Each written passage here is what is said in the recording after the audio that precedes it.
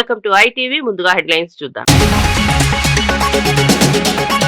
సత్యసాయి సేవా తత్వంపై సీఎం రేవంత్ ఘాటు వ్యాఖ్యలు. మానవ సేవే మాధవ సేవ అన్న సత్యసాయి మార్గాన్ని కొనియాడిన రేవంత్. పుట్టపర్తి శత జయంతిలో సత్యసాయి సేవా భావానికి సీఎం సలాం. దేశానికి సేవా తత్వం మార్గం చూపింది సత్యసాయి అన్న రేవంత్. సత్యసాయి సేవాభావం యువతకు స్ఫూర్తి అన్న రామ్మోహన్ నాయుడు. సేవా మార్గం దేశాన్ని మార్చగలదని కేంద్ర మంత్రి వ్యాఖ్య. సత్యసాయి విలువలు యువత జీవితాల్లో నిలవాలని రామ్మోహన్ సందేశం. వైద్యం, విద్య, నీటిలో సత్యసాయి సేవలకు కేంద్ర మంత్రి ప్రశంస. బీసీ రిజర్వేషన్లలో కాంగ్రెస్ మోసం బయటపెట్టిన తలసాని. కామారెడ్డి డిక్లరేషన్ మర్చిపోయారా అని తలసాని తీవ్ర విమర్శ. జీవో 46పై తలసాని ఘాటు వ్యాఖ్యలతో రాజకీయ స్క్వాన్. బీసీ హక్కుల కోసం పెద్ద పోరాటం చేస్తామని తలసాని హెచ్చరిక. పవన్ తో 20 ఏళ్ల అనుబంధం కొనసాగుతుందన్న విజయసాయి వ్యాఖ్య. రాజకీయాలు పక్కన స్నేహం మాత్రం అదేనని విజయసాయి స్పష్టం. పవన్ పై ఒక్క మాట అనలేదని, భవిష్యత్తులోనూ అననన్న విజయసాయి క్లారిటీ. రాజకీయ విరామం తీసుకున్న పవన్ తో బంధం ఎప్పటికీ కొనసాగుతుందని వెల్లడి. చేనేత సబ్సిడీలు నిలిపివేశారని కవిత ప్రభుత్వంపై ఆగ్రహం. వేల కుటుంబాల జీవనాధారాన్ని కత్తిరించారని కవిత తీవ్ర హెచ్చరిక. సబ్సిడీలపై వెంటనే నిర్ణయం తీసుకోకపోతే పోరాటం తప్పదని వెల్లడి. టెక్స్టైల్స్ రంగంపై ప్రభుత్వ వైఖరిని ప్రశ్నార్థకం చేసిందని వ్యాఖ్య. ఇక వార్త వివరాల్లోకి వెళ్తే, సత్యసాయి బాబా మనుషుల్లో దేవుడిగా శాశ్వత స్థానం సంపాదించారని, ఆయన సేవా మార్గం ప్రపంచానికి ఆదర్శమని తెలంగాణ ముఖ్యమంత్రి రేవంత్ రెడ్డి పేర్కొన్నారు. పుట్టపర్తిలో జరిగిన శత జయంతి కార్యక్రమంలో సత్యసాయి బోధనలు, సేవాతత్వం గురించి మాట్లాడిన సీఎం, మానవ సేవే మాధవ సేవ అనే సందేశంతో లక్షల మందికి మార్గం చూపిన మహాత్ముడని కొనియాడారు. సత్యసాయి కేవలం ఆధ్యాత్మిక గురువు మాత్రమే కాకుండా సమాజ సమస్యలకు పరిష్కారాలను అందించిన మహోన్నత సేవకుడు అని అన్నారు. పేదలకు విద్య, వైద్యం, త్రాగునీరు వంటి కీలక రంగాల్లో తీసుకొచ్చిన సేవా కార్యక్రమాలు దేశంలోనే కాదు ప్రపంచవ్యాప్తంగా గుర్తింపు పొందాయని పేర్కొన్నారు. సత్యసాయి చూపిన మార్గం సమానత్వం, ప్రేమ, సేవ ఆధారంగా ఉన్న సమాజ నిర్మాణానికి పునాది అని అన్నారు. ఆయన సేవా స్ఫూర్తి భవిష్యత్తు తరాలకు దేవుని రూపంలో గుర్తించేలా నిలిచిపోయిందని సీఎం రేవంత్ రెడ్డి అభిప్రాయపడ్డారు. ప్రతి వ్యక్తి సత్యసాయి చూపిన సేవా మార్గాన్ని అనుసరిస్తే దేశం మరింత శ్రేయాభివృద్ధుల దిశగా సాగుతుందని తెలిపారు. మంత్రిగా ఈ కార్యక్రమంలో పాల్గొనడం ఒక గొప్ప గౌరవం, అరుదైన అవకాశం. బాబా గారు మనుషుల్లో దేవుడిని చూశారు, ప్రేమతో మనుషులను గెలిచారు, సేవలతో దేవుడుగా ఈనాడు కొలువబడుతున్నాడు. మానవులను ప్రేమించాలి, ప్రేమ ద్వారా ఏమైనా సాధించవచ్చు అని చెప్పి బాబా గారు నిరూపించారు. వారు మన మధ్యలో లేకపోయినా వారి భావన, వారి ఆలోచన, వారిచ్చిన స్ఫూర్తి ఈనాడు ఈ శత జయంతి ఉత్సవాలలో నిర్వాహకుల అందరిలోనూ కనిపిస్తుంది. ప్రభుత్వాలు కూడా కొన్ని సందర్భంలో చేయలేని పనులను బాబా గారు, బాబా ట్రస్ట్ ప్రజలకు సేవలను అందించడం జరిగింది. అందులో ముఖ్యంగా కేజీ టు పీజీ ప్రతివాడికి విద్యను అందించాలి, ప్రతివాడు చదువుకోవడం ద్వారా జీవితంలో రాణించగలుగుతాడు నమ్మి ప్రభుత్వాలతో పోటీపడి కేజీ నుంచి పీజీ వరకు పేదలకు ఉచితంగా విద్యను అందించడం ద్వారా వేలాది లక్షలాది మంది యొక్క జీవితాలలో వెలుగులను బాబా గారు నింపగలిగినారు. పాలమూరు లాంటి వలస జిల్లాలు, కరువు కాటకాలతో పునారిల్లుతున్న అనంతపూర్ లాంటి ప్రాంతాలకు ఆనాడు చంద్రబాబు నాయుడు గారు ముఖ్యమంత్రి ఉన్న ప్రభుత్వాలే తాగునీటిని ఏర్పాటు చేయలేని సందర్భంలో బాబా ట్రస్ట్ ద్వారా నా సొంత జిల్లా అయిన పాలమూరులో ప్రజల యొక్క దాహార్తిని తీర్చడమే కాదు, ఈ పుట్టపర్తి ప్రాంతం ఉన్న అనంతపూర్ జిల్లాకు కూడా ప్రత్యేకంగా తాగునీటి వసతులను ఏర్పాటు చేయడమే కాకుండా తెలంగాణ, ఆంధ్రప్రదేశ్ ప్రాంతాలే కాదు తమిళనాడు కూడా తాగునీటి సమస్యను పరిష్కరించడానికి బాబా తన సేవలను విస్తృతపరిచి ఈనాడు వారు మనందరి మనసుల్లో దేవుడుగా శాశ్వతమైన స్థానాన్ని ఏర్పాటు చేసుకున్నారు. మానవ సేవ మాధవ సేవ అని బోధించడమే కాదు, సంపూర్ణంగా నమ్మి విశ్వసించి అమలు చేయడం ద్వారా విద్య, వైద్యము, తాగునీటి సమస్యల్ని పరిష్కరించడమే కాకుండా ప్రపంచంలో కోట్లాది మంది అగమ్య గోచరంగా ఉన్నప్పుడు వాళ్ళకు ఒక స్పష్టతను ఇచ్చి జీవితంలో ఒక లక్ష్యాన్ని చేరడానికి అవసరమైన స్థైర్యాన్ని అందించి ఈనాడు ఈ తెలుగు రాష్ట్రాల్లోనే కాదు, భారతదేశ సరిహద్దులు దాటి 140 దేశాలలో ఈనాడు బాబా గారికి భక్తులు ఉండడమే కాకుండా వారి సేవలను విస్తరించి ఈ రోజు మానవాళికి సేవలు అందిస్తున్నారు. రంగారెడ్డి జిల్లా ఇబ్రహీంపట్నంలో జరిగిన ఇందిరమ్మ చీరల పంపిణీ కార్యక్రమంలో పాల్గొన్న మంత్రి శ్రీధర్ బాబు మహిళల అభివృద్ధి కోసం ప్రజాప్రభుత్వం తీసుకుంటున్న ప్రయత్నాలను వివరించారు. ప్రస్తుతం గ్రామీణ ప్రాంతాల్లో చీరల పంపిణీ జరుగుతుందని, త్వరలో పట్టణ ప్రాంతాల మహిళలకు కూడా ఇదే కార్యక్రమాన్ని విస్తరించనున్నట్లు తెలిపారు. 1 కోటి మంది మహిళలను కోటీశ్వరులను చేయడం ప్రభుత్వ ప్రధాన లక్ష్యమని, మహిళా సాధికారతకు అనేక పథకాలు అమలు చేస్తున్నామని పేర్కొన్నారు. మహిళలు ఆర్థికంగా బలపడితే కుటుంబాలు, సమాజం, రాష్ట్రం అభివృద్ధి చెందుతుందని మంత్రి అన్నారు.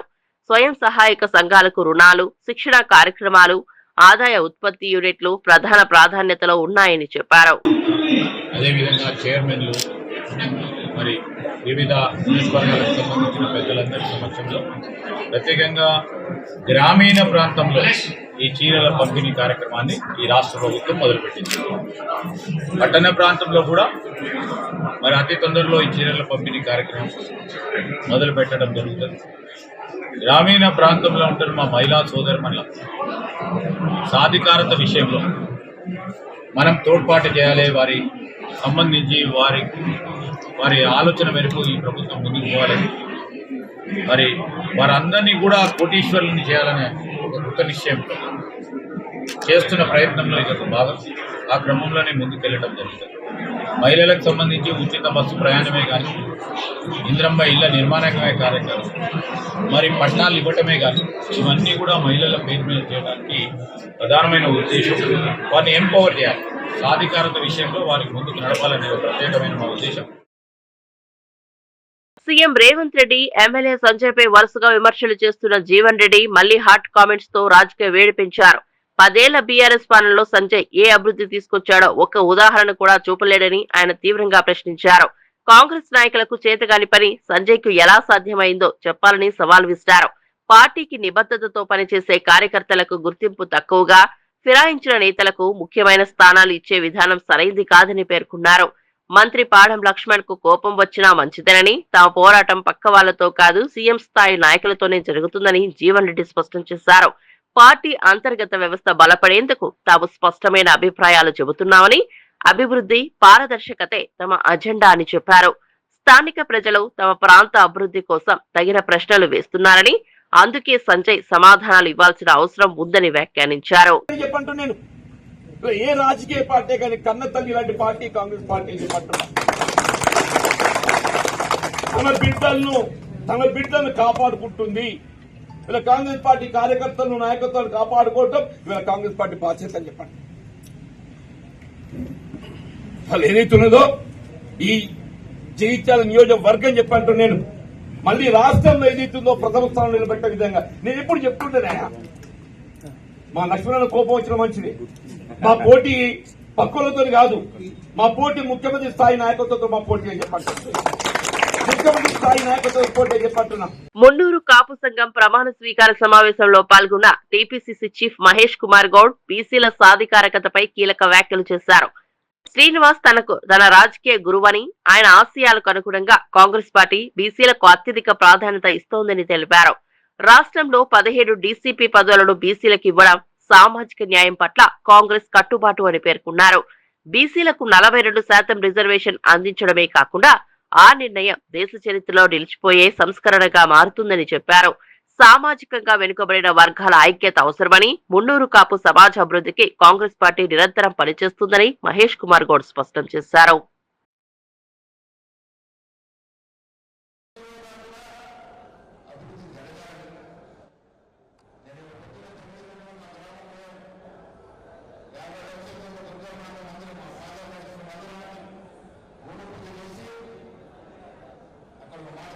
మాజీ ఎంపీ విజయసాయిరెడ్డి పవన్ కళ్యాణ్ తో తనకు 20 ఏళ్లుగా కొనసాగుతున్న స్నేహ బంధాన్ని గుర్తు చేసుకున్నారు. పవన్ గురించి తాను ఒక్క మాట కూడా ఎప్పుడూ అనలేదని, భవిష్యత్తులో కూడా అలాంటి వ్యాఖ్యలు చేయనని స్పష్టం చేశారు. ప్రస్తుతం రాజకీయాల నుండి దూరంగా ఉన్నానని, అవసరం వస్తే భవిష్యత్తులో రాజకీయాల్లోకి తిరిగి వచ్చే అవకాశం ఉందని తెలిపారు. అయితే ప్రస్తుతం ఏ పార్టీకి చేరాలన్న ఉద్దేశం లేదని, ఏ పార్టీ నుంచి ఆహ్వానం కూడా రాలేదని వ్యాఖ్యానించారు. రాజకీయాలు పక్కన పెట్టినా వ్యక్తిగత సంబంధాలు కొనసాగుతాయని చెప్పారు. పవన్ కళ్యాణ్ ప్రజాసేవలో ప్రత్యేక శైలి కలిగిన నాయకుడని, ఆయనతో తన అనుబంధం పరస్పర గౌరవంపై నిలిచి ఉందని అన్నారు. అభిప్రాయ భేదాలు ఉన్నా వ్యక్తిగత సంబంధాలు మారవని, రాజకీయాలు వ్యక్తిగత స్నేహాన్ని ప్రభావితం చేయవద్దని వ్యాఖ్యానించారు. ప్రజల కోసం పనిచేసే ప్రతి నాయకుడిని గౌరవించడం రాజకీయ సంస్కృతి బలపడేందుకు అవసరమని చెప్పారు. తన భవిష్యత్తు నిర్ణయాలు పూర్తిగా వ్యక్తిగతంగా ఉంటాయని, ప్రస్తుతం ప్రజా జీవితం నుండి విరామం తీసుకుని ఉన్నట్లు తెలిపారు. పార్టీలో చేరాలనేటటువంటి ఉద్దేశం ఈ రోజు కానీ రకరకాలుగా పేపర్లో మీరే రాశారు. నేనేదో బీజేపీలో చేరిపోతున్నానని, తెలుగుదేశం పార్టీలో చేరిపోతున్నానని, చంద్రబాబు నాయుడు గారితో చేతులు కలిపానని, పవన్ కళ్యాణ్ గారితో చేతులు కలిపానని ఒక్కటైతే మాత్రం చెప్తాను. పవన్ కళ్యాణ్ గారు నాకు మిత్రుడు. ఈరోజు కాదు, ఒక 20 సంవత్సరాల నుంచి మా యొక్క స్నేహం వేరే, రాజకీయం వేరే. నేను ఏ రోజు పవన్ కళ్యాణ్ గారిని ఒక్క మాట అనలేదు, భవిష్యత్తులో అనను కూడా. ఇది నా యొక్క దృఢ సంకల్పం, నిర్ణయం. ఇక రాజకీయ రంగ ప్రవేశం అన్నటువంటిది పరిస్థితులను బట్టి ఏ రకంగా నేను నిష్క్రమించానో అవసరమైతే తిరిగి రాజకీయాల్లోకి రావడానికి కూడా నేను సిద్ధంగా ఉన్నాను. కాంగ్రెస్ నుంచి కానీ కమ్యూనిస్టుల నుంచి కానీ నాకు ఎటువంటి ఆహ్వానము లేదు, నేను చేరే ఉద్దేశము లేదు. హుజరాబాద్ నియోజకవర్గం ఎల్కతుర్కి మండల కేంద్రంలో జరిగిన ఇందిరమ్మ చీరల పంపిణీ కార్యక్రమంలో మంత్రి పొన్నం ప్రభాకర్ ప్రధాన అతిథిగా పాల్గొన్నారు. 1 కోటి మంది మహిళలను కోటీశ్వరులను చేయాలనే లక్ష్యంతో ప్రతి ప్రభుత్వం పనిచేస్తోందని స్పష్టం చేశారు. ప్రస్తుతం మహిళా సంఘాలకు ప్రభుత్వం అందిస్తున్న మద్దతు వారి ఆర్థిక అభివృద్ధికి పెద్ద పునాది అవుతుందని చెప్పారు. గత బీఆర్ఎస్ ప్రభుత్వ కాలంలో మహిళా సంఘాలు వడ్డీలు కూడా చెల్లించలేకపోయారని, ఆ కారణంగా వేలాది మంది మహిళలు ఇబ్బందులు ఎదుర్కొంటున్నారని పేర్కొన్నారు. ప్రజాప్రభుత్వం బాధ్యతగా వ్యవహరిస్తూ మహిళా సంఘాల పెండింగ్ వడ్డీలను చెల్లించడంతో పాటు ఆర్థిక కార్యక్రమాలకు కొత్త అవకాశాలు కల్పిస్తోందని మంత్రి తెలిపారు. వారి పాటలు వారు ఇచ్చినటువంటి స్ఫూర్తి నిదర్శనం వాటి సందర్భంగా మనవి చేస్తూ, వేదిక మీద చాలా మంది పెద్దలున్నారు. ఇప్పటికే గౌరవ ముఖ్యమంత్రి గారు అందశ్రీకి సంబంధించి సముచిత గౌరవాన్ని ఇస్తూ వారి చరిత్రను పాఠ్య పుస్తకాంశాల్లో పెట్టడంతో పాటుగా వారు రచించినటువంటి గీతాన్ని శాశ్వతంగా తెలంగాణ ప్రజలు తెలంగాణ ఐక్యతకు ఉండే విధంగా జయహో తెలంగాణ రాష్ట్రీయ జాతీయ గీతంగా చెప్పడంతో పాటుగా వారి స్మారక స్థూపానికి సంబంధించి ఇచ్చిన మాట ప్రకారంగా హైదరాబాద్ జిల్లా ఇన్ఛార్జ్ మంత్రిగా ఆ కార్యక్రమాలన్నీ వేగవంతంగా పూర్తయ్యే విధంగా పర్యవేక్షిస్తామని, అందశ్రీ గారి స్ఫూర్తి భవిష్యత్ తరానికి తెలిసే విధంగా కళాకారులు ఇతర మేధావులంతా వారి స్ఫూర్తిని ముందుకు కొనసాగించే విధంగా తెలంగాణ అభివృద్ధికి, తెలంగాణ ఐక్యతకు, ప్రజాపాలనకు నిండు ఆశీర్వచనమియాలని కోరుతూ అందరూ నమస్కారం చెప్తూ సెలవు తీసుకుంటారు. ఒంగోలులో గనుల శాఖ నూతన కార్యాలయ భవన నిర్మాణానికి మంత్రి కొల్లు రవీంద్ర శంకుస్థాపన చేశారు. ఈ సందర్భంగా మాట్లాడుతూ, రాష్ట్ర వ్యాప్తంగా అన్ని జిల్లాల్లో మైనింగ్ కార్యాలయాలు నిర్మించేందుకు ప్రభుత్వం సిద్ధంగా ఉందన్నారు.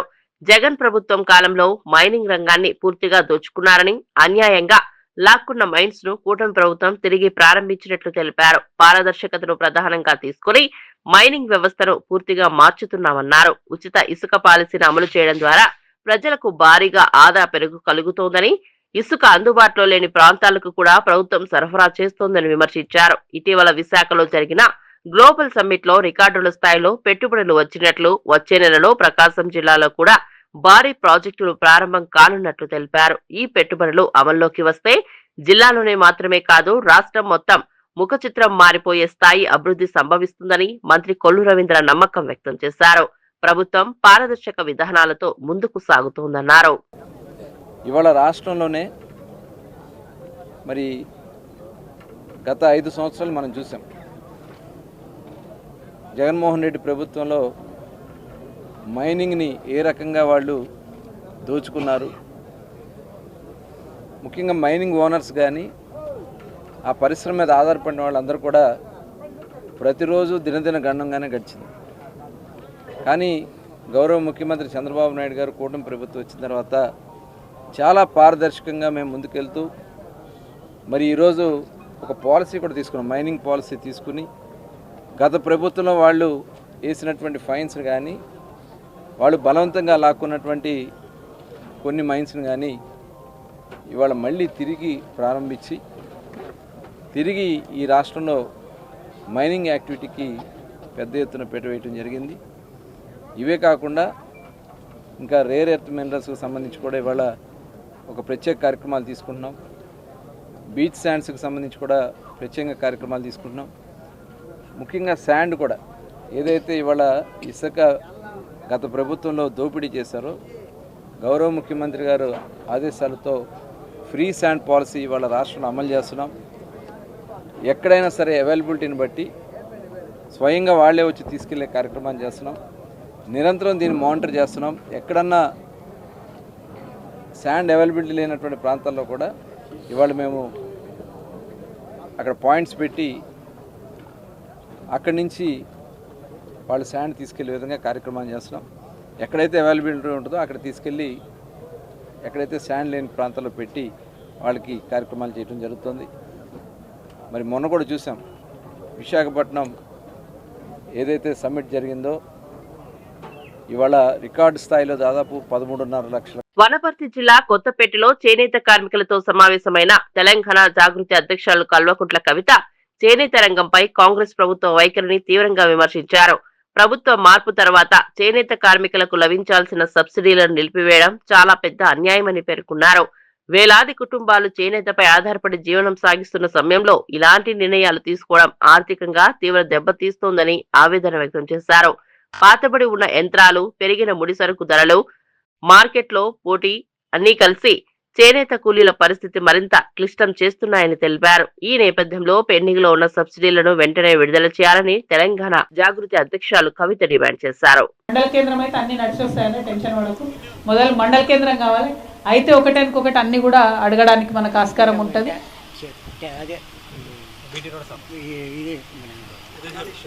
చెరువుది ఏదైతే కానాపల్లి రిజర్వాయర్కి వెళ్ళి విన్నే పోతుంది. అవును, అది రిజర్వాయర్ సంగతి మీకు తెలుసు. అటు నుంచే వచ్చినాయి. ఇంకోటి చెరువులో మునిగిపోయినాయి కొన్ని భూములు. దానికి వచ్చి మునిగిపోతే వాళ్ళ కోర్టు పోయింది. న్యాయం జరగలి తిరుగుతూనే ఉన్నారు. చింతకుంట చెరువు అంటే పూర్వం నుండి పెద్ద చెరువు అంటే దాదాపు 6 వరకు మన నాగులబాయి వరకు మాత్రమే నీళ్ళు ఆగేది. ఇప్పుడు వారు ఏం చేసిండ్రు, ఆ తూము లేకుండా చేసిండ్రు, దాన్ని పైకి వచ్చింది. అది మొత్తం మా కేసీఆర్ సార్ ఉన్నప్పుడు మొత్తం చెరువులో పూడిక చూపించిండ్రు. ఈ పెద్ద చెరువుకు సాధ్యం కాలేదు. ఎందుకంటే పెద్ద చెరువు అంటే సముద్రం అంతా ఉంది. అది దానికి చేసి వీళ్ళు పోలేకపోయారు. లోపలికి పోలేక ఆ యొక్క పెద్ద చెరువును పూర్తిగా తీయడానికి అది ఏమైందంటే అది మొత్తం అలుగు పైకి వచ్చి చెరువు నీళ్ళు వచ్చి దొంగ సాగిన అన్ని దొంగకాయ వరకు రైతుల పొలాలు మొత్తం నాటు కూడా మొత్తం ఆ చెరువులో వెళ్ళిపోయింది. రైతులు ఇప్పుడు చూడు, ఆయన సత్యమన్న ఇక్కడ సత్యమన్న పదే ఆయన బాధపడుకోడు. మేడం దగ్గర తీసుకుపో మేడం అన్న ఇది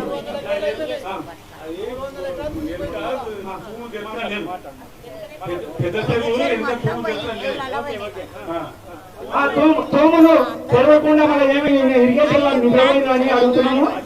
తూములు తెరవకుండా మన ఇంకా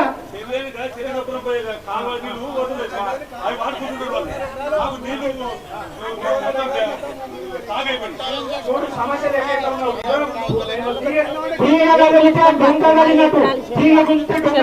ఈ ఊర్లో గ్రామ సమస్యలు. ఒకటి ఏంటంటే పెద్ద చెరువు పట్టించుకోవాలి. దాన్ని మొత్తం తూములు తెరవాలి. పొట్టుమల్ల ఇరిగేషన్ అధికారులు దాన్ని పట్టించుకోకపోతే మాత్రం అసెంబ్లీలో ముట్టడిస్తామని చెప్పి ప్రజా సంఘాల చేసి నుండి హైదరాబాద్ లో అసెంబ్లీ ముట్టడిస్తాం ప్రజా సంఘాల ఆధ్వర్యంలో అని చెప్తున్నాం.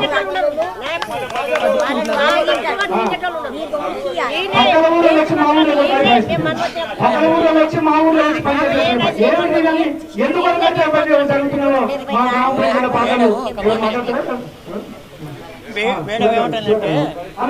శివన్ వచ్చేదా రాష్ట్రంలో ఎన్నడూ లేని విధంగా డీసీసీ అధ్యక్ష నియామకాల్లో సామాజిక సమతుల్యతకు ప్రాముఖ్యత ఇచ్చామని పీసీసీ అధ్యక్షుడు మహేష్ కుమార్ గౌడ్ తెలిపారు. నిజామాబాద్ జిల్లా పర్యటనలో భాగంగా మున్నూరు కాపు జిల్లా అధ్యక్ష ప్రమాణ స్వీకార కార్యక్రమంలో పాల్గొన్న ఆయన కాంగ్రెస్ ప్రభుత్వం బీసీలకు 42% రిజర్వేషన్ కల్పించినందుకు తీసుకున్న నిర్ణయం చరిత్రలో నిలిచిపోయే సంస్కరణ అని అన్నారు. డెడికేటివ్ కమిషన్ ఇచ్చిన నివేదికను ప్రజల్లోకి తీసుకురాకుండా కాంగ్రెస్ కుట్ర చేస్తోందని చేస్తున్న ఆరోపణలు అసత్యమని స్పష్టం చేశారు. మున్నూరు కాపు సంఘానికి చెందిన ధర్మపురి సంజయ్ అధ్యక్షుడిగా ఎన్నిక కావడం సామాజిక వర్గబలానికి నిదర్శనమని అభినందించారు. కుల సర్వే చేయడం ఒక చరిత్రాత్మక నిర్ణయం. ఆ తర్వాత చట్టాలు చేయడం, ఆర్డినెన్స్ చేయడం, నేను పిసిసి కమిటీ వేస్తే 70% పైగా ఎస్సీ ఎస్సీ బీసీ మైనార్టీలకు ఇచ్చినాం. ఇలా జిల్లా కాంగ్రెస్ అధ్యక్షుల్లో కూడా దాదాపు 75% ఎస్సీ ఎస్టీ బీసీలకు ఇచ్చాం. ఇవ్వడానికి దోహదపడింది రేవంత్ రెడ్డి గారు. ఒక రెడ్డి బిడ్డ ఉండి కూడా బీసీల అభ్యున్నతి కోసం పాటుపడుతున్నాడు కాబట్టే ఇవాళ రిజర్వేషన్లు చేయగలిగినాం. పిసిసిలో గానీ డిసిసి కమిటీలో గానీ ఎస్సీ ఎస్టీ బీసీ మైనార్టీలకు సముచిత స్థానం ఇవ్వగలిగినాం. నేను మీ అందరికి మనవి చేస్తా ఉన్నాను, మనం ఐక్యం కావాలనుకున్నప్పుడు, అన్ని కులాలు ఐక్యంగా ఉండాలనుకున్నప్పుడు మున్నూరు కాపు కులంతోనే మొదలవ్వాలి ఈ కార్యక్రమం అనే మాట కూడా ఈ సందర్భంగా నేను మనవి చేస్తా ఉన్నాను. బీసీలకు 42% రిజర్వేషన్లు అందిస్తామని కాంగ్రెస్ చెప్పి ఇప్పటికీ అమలు చేయకపోవడం పెద్ద మోసమని మాజీ మంత్రి తలసాని శ్రీనివాస్ యాదవ్ తీవ్రంగా వ్యాఖ్యానించారు. తెలంగాణ భవన్లో ఎమ్మెల్సీ దాసోజు శ్రవణ్తో కలిసి ఆయన మీడియా సమావేశం నిర్వహించారు. కామారెడ్డి డిక్లరేషన్ లో చెప్పిన హామీలను కాంగ్రెస్ పూర్తిగా విస్మరించిందని, బీసీ వర్గాలతో మరోసారి నయవంచన చేస్తోందని ఆరోపించారు. డెడికేటెడ్ కమిషన్ నివేదికను కూడా బయటకు తీసుకురాకుండా ఉంచడం కాంగ్రెస్ కుట్రలో భాగమని ఆయన మండిపడ్డారు. పంచాయతీ ఎన్నికల కోసం జారీ చేసిన జీవో నెంబర్ 46 పూర్తిగా అమానుషమని, వార్డు సభ్యుల రిజర్వేషన్లకు సిపిక్ సర్వీసు, సర్పంచ్ రిజర్వేషన్లకు 2011 జనాభా లెక్కలను ఆధారంగా తీసుకోవడాన్ని తలసాని తప్పుపట్టారు. మా బీసీ నాయకత్వం తెలంగాణ భవన్ లో కేటీఆర్ గారు, హరీష్ రావు గారు అందరం కలిసి దీని మీద చాలా సీరియస్ గా చర్చ చేయబోతున్నాం. ఈ ప్రభుత్వం మీద ఒత్తిడి పెంచి రేపు భవిష్యత్తులో పెద్ద ఎత్తున ఉద్యమం చేయబోతున్నాం జిల్లాల వారీగా. దీంట్లో బీసీ సంఘాలను కూడా కలుపుకొని యువతరాన్ని కానివ్వండి, యూనివర్సిటీలో కాలేజీలు అందరిని కూడా ఏకదాటిపై తీసుకొచ్చి అందరం కలివిడిగా పోరాటం చేసి సాధించుకుంటాం. ఎందుకంటే 75 సంవత్సరాల తర్వాత కూడా మా హక్కులు మాకు రాకపోతే ఇంకా బిచ్చమెత్తుకోవాలన్నా మీదేరా? మీ మోసపూరితమైనటువంటి వాగ్దానాలు 2018లో పంచాయతీరాజ్ చట్టం తెచ్చి కేసీఆర్ గారు మోసం చేసిరని చెప్పిండు ఆయన ముఖ్యమంత్రి గారు. ఇప్పుడు నువ్వు ఏం చేస్తున్నావు చెప్పు? పార్టీ గుర్తు లేని సర్పంచ్ ఎలక్షన్లకు రాజకీయ పార్టీ ఇస్తుందని మాట్లాడతాడు ఆయన. భగవాన్ శ్రీ సత్యసాయిబాబా సేవా తత్వం దేశానికి మార్గదర్శకమని ఉపరాష్ట్రపతి సిపి రాధాకృష్ణన్ పేర్కొన్నారు. సత్యసాయి శత జయంతి వేడుకల్లో పాల్గొన్న ఆయన పేదలకు నిస్వార్థంగా సేవలు అందించి మానవత్వానికి కొత్త నిర్వచనం ఇచ్చిన మహాత్ముడని కొనియాడారు. మానవ సేవే మాధవ సేవ అని నమ్మిన సత్యసాయి ఆచరించి చూపిన వ్యక్తి అని అన్నారు. విద్య, వైద్యం, త్రాగునీరు వంటి కీలక రంగాల్లో సత్యసాయి ట్రస్ట్ అందించిన సేవలను ఆయన విశేషంగా ప్రశంసించారు. లక్షలాది కుటుంబాలకు ఆ సంస్థ ఆధారం కావడం దేశ నిర్మాణంలో పెద్ద పాత్ర అని తెలిపారు. సమాజంలో మంచి విలువలను పెంపొందించేలా సత్యసాయి బోధనలు ఉన్నాయని, యువత ఆయన తత్వాన్ని ఆచరణలో పెట్టాలని చెప్పారు. The great saintly Tamil poet Thiruvalluvar has written, அன்பிலார் எல்லாம் தமக்குரியர் அன்புடையார் என்பும் உரியர் பிறக்கு. It says that those who don't have love for others are living only for themselves, while those who have love for others, they live for everyone. And Satya Sai Babaji has preached that great saint's words into practice. Bhagavan Satya Sai Baba was one such person whose life was a testament to this cruel, and he lived a life dedicated for loving and serving others. Bhagavan Satya Sai Baba dedicated his entire life to the upliftment of humanity, transcending boundaries of caste, religion, class and nationality. Trust continues to uplift communities through drinking water projects, disaster relief efforts and a wide range of humanitarian services that touch the daily lives of the people across the country. We have to do our selfless service for the rest of the society. That is the great preachings of our Bhagavan Sri Satya Sai Baba. We will follow it in our life throughout. And Jai Sai Ram. Sathya Sai బాబా సేవా మార్గం యువతకు శాశ్వత స్ఫూర్తిగా నిలవాలని కేంద్ర మంత్రి రామ్మోహన్ నాయుడు పిలుపునిచ్చారు. శత జయంతి వేడుకల్లో పాల్గొన్న ఆయన సత్యసాయి బాబా జీవితమంతా మానవ సేవకు అంకితమైందని, ఆయన చూపిన మార్గం సమాజ అప్లిట్ కి కీలకమని అన్నారు. పేదలకు విద్య, వైద్యం, త్రాగునీరు అందించడంలో సత్యసాయి ట్రస్ట్ చేసిన సేవలు దేశవ్యాప్తంగా కోట్లాది కుటుంబాల జీవితాలను మారుస్తున్నాయని పేర్కొన్నారు. సమాజానికి తిరిగి సేవ చేయడం ప్రతి యువకుడి బాధ్యతగా భావించాలన్నారు. ప్రస్తుత యువత దేశ భవిష్యత్తును కాబట్టి సత్యసాయి చూపిన విలువలు, కరుణ, సేవ, శ్రమ, నైతికత వారి జీవితాల్లో ఉండాలని సూచించారు. సేవా కార్యక్రమాల్లో యువత పాల్గొంటే సమాజంలో మంచి మార్పులు వేగంగా వస్తాయని చెప్పారు. సత్యసాయి మహోన్నత సేవా వారసత్వాన్ని కొనసాగించాలనే సంకల్పం దేశాన్ని ముందుకు తీసుకెళ్తుందని పేర్కొన్నారు. సత్యసాయి బోధనలు సమాజానికి అమూల్యమైన ఆస్తి అని, ఆ విలువలను కాపాడడం ప్రతి భారతీయుడు బాధ్యతగా రామ్మోహన్ నాయుడు పిలుపునిచ్చారు. అలాగే పుట్టపర్తిలో చూసుకుంటే కేవలం ఆయన ప్రవచనాలకే పరిమితం కాకుండా ఆచరణలో కూడా దాన్ని పెట్టి ఎడారి లాంటి ఆ ప్రాంతంలో తాగునీటి కోసం అలమటిస్తుంటే అలాంటి ప్రాంతంలో కోట్ల రూపాయలు ఖర్చు పెట్టి పేదలకి తాగునీరు కానీ సాగునీరు కానీ అలాగే నాణ్యమైనటువంటి వైద్యం కూడా అక్కడ పుట్టపర్తికి దగ్గరలో ఏది కూడా లేనటువంటి సందర్భంలో అక్కడే సూపర్ స్పెషాలిటీ హాస్పిటల్ పెట్టి ఎడ్యుకేషన్కి సంబంధించి కేజీ టు పీజీ వరకు అందరికీ కూడా నాణ్యమైనటువంటి విద్యని అందించి ఇలా అన్ని రంగాల్లో కూడా ఆయన సమాజం శాంతియుతంగా సేవ చేసుకునే భావంతో ముందుకు నడవాలనంటే మనిషి ఏ రకంగా స్ఫూర్తి పొంది ముందుకు నడవాలన్న దానికి ఒక పెద్ద ఉదాహరణగా ఆయన జీవితం కూడా నిలిచింది. వార్తలు ముగించే ముందు ముఖ్యాంశాలు మరోసారి. సత్యసాయి సేవా తత్వంపై సీఎం రేవంత్ ఘాటు వ్యాఖ్యలు. మానవ సేవే మాధవ సేవ అన్న సత్యసాయి మార్గాన్ని కొనియాడిన రేవంత్. పుట్టపర్తి శత జయంతిలో సత్యసాయి సేవా భావానికి సీఎం సలాం. దేశానికి సేవా తత్వం మార్గం చూపింది సత్యసాయి అన్న రేవంత్. సత్యసాయి సేవాభావం యువతకు స్ఫూర్తి అన్న రామ్మోహన్ నాయుడు. సేవా మార్గం దేశాన్ని మార్చగలదని కేంద్ర మంత్రి వ్యాఖ్య. సత్యసాయి విలువలు యువత జీవితాల్లో నిలవాలని రామ్మోహన్ సందేశం.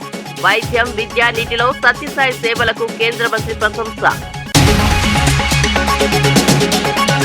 బీసీ రిజర్వేషన్లలో కాంగ్రెస్ మోసం బయటపెట్టిన తలసాని. కామారెడ్డి డిక్లరేషన్ మర్చిపోయారా అని తలసాని తీవ్ర విమర్శ.